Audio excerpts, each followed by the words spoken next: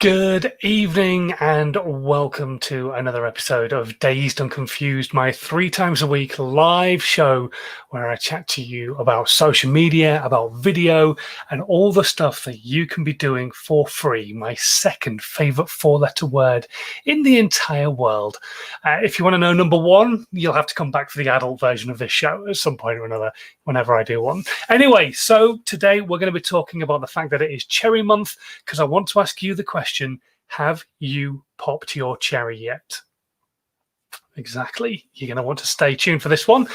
First things first, though, before I talk about anything else, I want to tell you who on earth I am and what I have to be sat here telling you anything. Well, I'm Simon Scholes. I'm the founder and creative director of Perception Studios. We're an award-winning visual marketing agency, and we help brands and businesses create content that makes them stand out on social media. Now, that could be video, animation, all sorts of different types of stuff. But a few years ago, it became very obvious to me that not every brand and business necessarily had the budget to pay for content to be created consistently. But we all know that for organic growth on social media, consistency is a bit of a key word. So how can you create content for your brand, for your business, without taking up too much time away from you delivering what it is that you do and selling your products, but also still being able to talk to people and market yourself and help people understand what value your brand has got to give? So I sat down and went through a process that I'd used myself over the years. I'd used it with clients. I'd spoken about it on stage, and I turned it into a book and called it How to 9 Times Your Social Media. And basically, it's a process of creating lots of content by making the content you've already got work harder for you, by repurposing it, turning it into other content. And that book did all right. It went to number 1, and that was cool and stuff. And you can still get hold of a copy of it right now in the bargain bins if you fancy it for 99p. Go and click on the link in the section below for Amazon right now. But if you don't want to go buy it, that's fine. That's cool. Just check out my content on a regular basis. These are live 3 times a week. I go live chatting to you and answering your questions. Also, all my content on every single social media channel is all about giving you enough value so that you can start creating content yourself. That's what I want. I want you to be making content for your brand, for your business for free, till you get to the point where you need somebody to help you out and do it. And then hopefully you will maybe come and have a chat. And if you don't, you don't. It's not the end of the world. So first things first, shall we say hello to a few people, see who's joined us? We've got some people watching on LinkedIn, I see, and also on, let's have a look on Twitch as well. And also we've got Ed, who's joined us this evening on Facebook. Thank you very much for joining us, Ed. Disappointing result the other day for Leeds, but I thought you were on for a good comeback at some point. So yeah, and you're still doing better than Liverpool. Let's have a look. He's also said some stuff about cherries and Valentine's Day. We won't go there.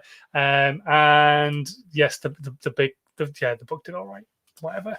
Anyway, right, we're going to talk about people popping their cherries tonight. So yeah, I want to chat to you not necessarily about the cherry that you are assuming I'm possibly talking to you about. It is cherry month, which is why we're talking about this. So there is a tenuous link there. But I want to know, have you popped your cherry in 2021 yet? If you've never done video or you haven't done any video this year, have you thought about popping your 2021 video cherry? Specifically live video, but let's be honest, any form of video would be a good start. But live video is a really great thing to be looking at. Now, the reason I'm talking about this week is because last week was Freelance Writers Appreciation month and week. And so I was talking all about blogging and how you can blog for yourself and make your blog get in front of more people. But one of the great things about a blog, and I said this last week, is that a blog is a doorway to content because it helps you get everything that you want to say about a specific subject matter down in front of you, whether it's in bullet form or whatever. You've got the whole story there. You've got it written down. You've done it. You've got everything that you want to say out of your head, and you've got it down, and you've got it in front of people to consume as well as a piece of great value-based content.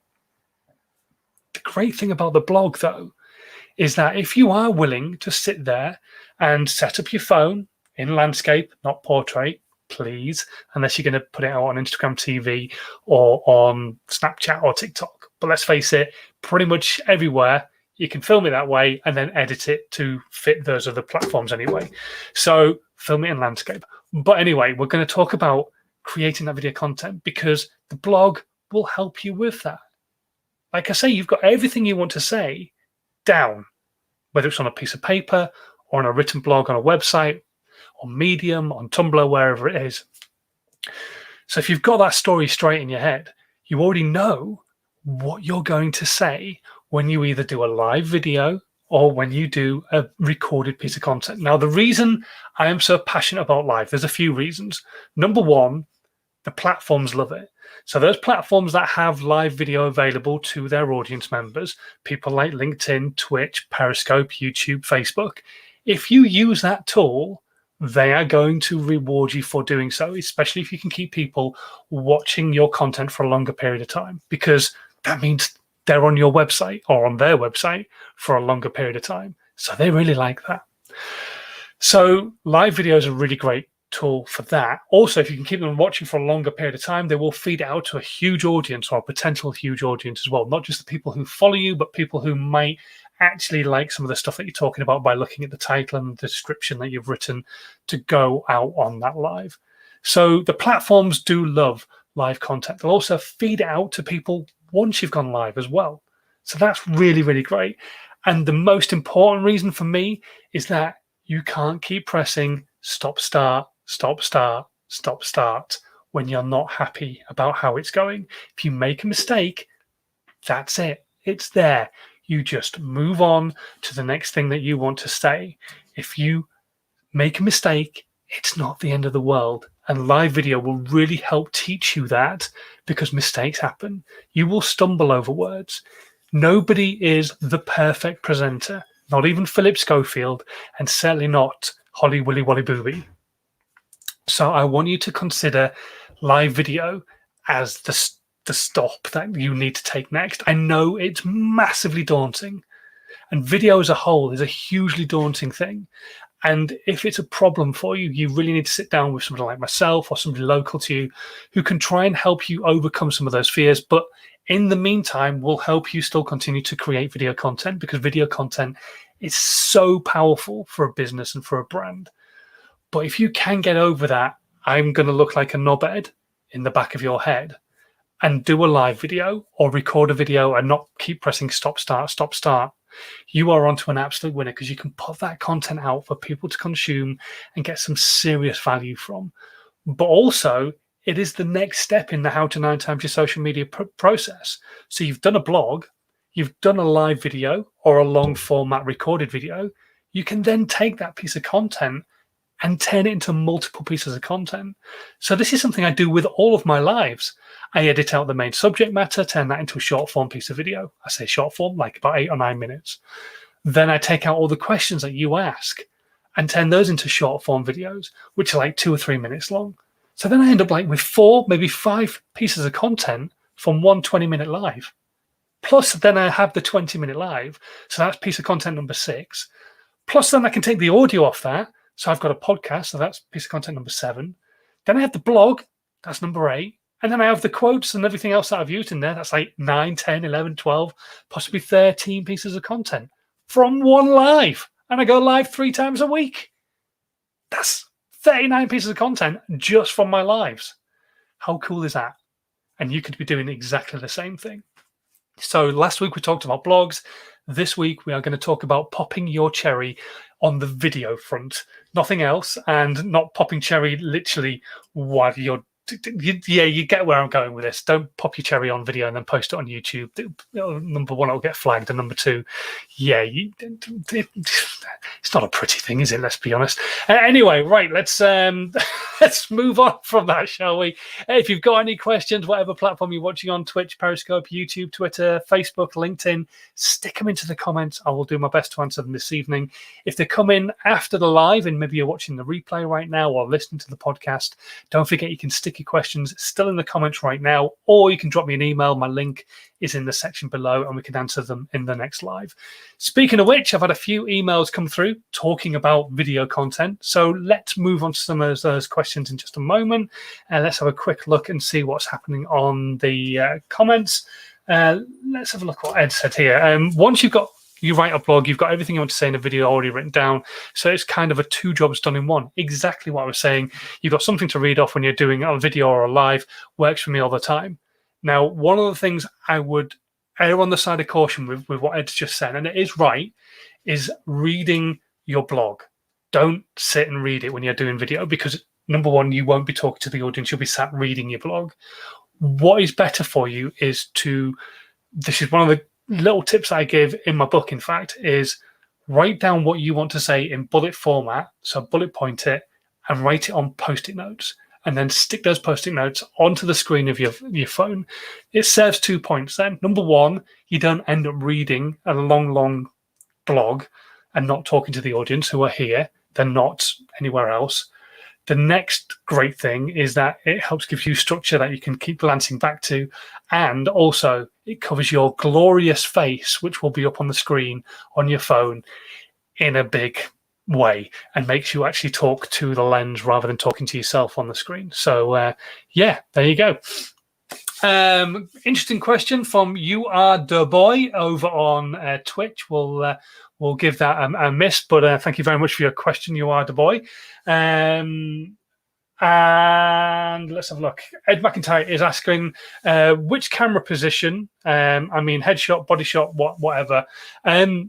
Normally you work on what's called the rule of a third. Right now I'm taking up a third of the screen. I have lots of other things going on. Yes, you can have a rule of a third over here and a rule of a third over there. But generally, that only works when you're doing a talking head like this if you've got other things that you want to come up on the screen. So if I was over here, for example, getting the right side, and then I had lots of like PDFs or PNGs coming up on screen around here, that would work. So yeah, anyway. Right, shall we move on to more questions? Let's have a look. So Sam asked the question, how do I overcome the fear of being on camera? I think we've kind of covered that. I'm not a mindset coach by any stretch of the imagination. There are some great mindset coaches out there.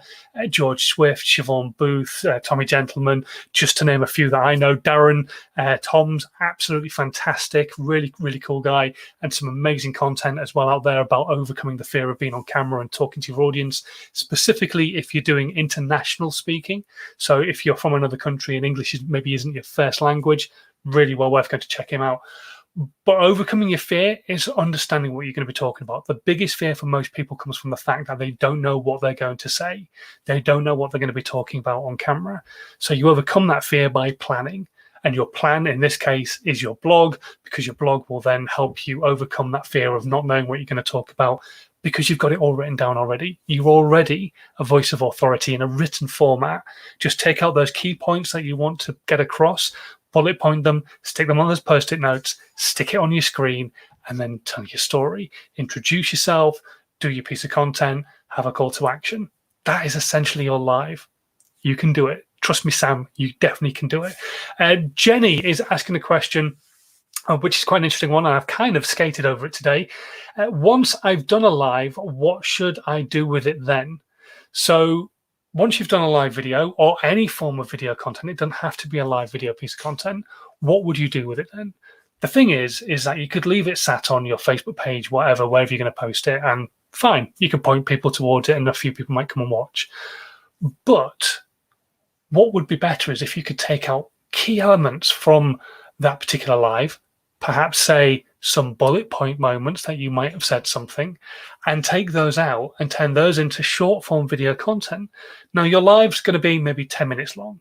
When you do your first one, maybe even slightly shorter. So 10 minutes long, a bit of that's intro, a bit of that's outro. So you've got maybe 6 minutes in the middle of content. You could probably find a 60-second piece you could chop out, maybe 4 of those or 5 of those that you could chop out and turn into short form content that you can then post on lots of different platforms, because TikTok will take up to 60 seconds. Instagram will take up to 60 seconds. You could even chop out a 15-second piece and turn it into a different aspect ratio and turn it into an Instagram reel. You could put stuff out on Snapchat. You could put a video out on Twitter. There's lots and lots of different places you could post short form content. So think about editing stuff out of it. But also, don't forget you have the audio. With a bit of editing, and it will require editing, but with a bit of editing, you could turn it into a podcast. Now, it is not a true podcast in the true sense of the word, where it's purely recorded audio. I've spoke about this in the past, and I'm a firm believer that, yeah, the true meaning of the word podcast is purely audio and not video. but it is still a podcast. If you take the audio off it from a video, it's still a podcast. You can still post it onto podcasting tools, things like SoundCloud or Spreaker or Audio Pod, I think it is, or iTunes or Spotify or Google and all these other places. So there's lots and lots of things you can do once you've done a piece of video content. And if you're not too sure how to do a lot of this stuff, go and speak to an agency. Speak to someone like me, speak to someone like my agency, speak to somebody who's local to you, speak to anybody who understands editing content and repurposing it into more content for you. So you've got more stuff to play with. That's the whole point of doing most of this yourself, is that you don't have necessarily masses of budget to have content created all the time. So you do a lot of it yourself to, number one, create a connection between you and your audience, because then they can see you and you are the person selling the product that you do. But also it saves you a bit of money, because then you can create content from what you're creating. So hopefully that helps you, Jenny. But there's loads of stuff that you can do with live video. And you just need to think outside the box a little bit. Let's have a quick look. See here, Mark. There's no way in hell I'm doing videos or being on a video at least. What can I do instead? Mark, go and chat to a local agency. There are great tools out there that could maybe help you create some content, but generally go and chat to somebody. They might not help you overcome the fear of doing video yourself, but there's a lot of things that you could do with your blog that could turn it into video content, because video is still a really powerful tool. Even if you're not on the video itself, you can still create some great video content using the editing skills of people like myself or somebody local to you. There are tools out there that can help you a little bit. If you're just willing to do audio, you could use a tool called Headliner, which will make an audiogram, like a waveform video for you. There is Lumen 5, which will take key points out of your blog and turn those into videos.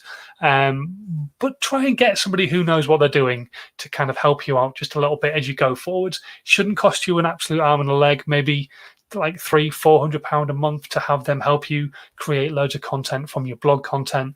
And yeah, that would probably be the best way forwards for now, and then look at having more done as you get further down the line. Okay, right, I'm going to disappear. I think that's everything on the question front. Let's have a look. Okay, yeah, that's about it. So thank you very much for watching today. If you are brand new, whatever platform you're watching on, would be amazing if you could hit the subscribe button, whether you're on Twitch or Periscope, YouTube, LinkedIn, Facebook. And if you're on YouTube or Facebook, you could even hit the notification bell so you never ever miss on another live piece of content when I go live. I will be back again on Wednesday around about lunchtime-ish when I'll be going live then. And if you've got any questions now that you're watching the replay maybe or the podcast, email them through to me or stick them in the comments, and I will answer them in the next live. Until then, though, thank you very much for watching. Stay subscribed. Share this content with everybody that you know so that more people can get value from this, and we can keep building the community and getting more and more questions coming in. But until Wednesday, in these weird times, I'll continue to say it. Please continue to stay safe and have a good one. I'll see you soon.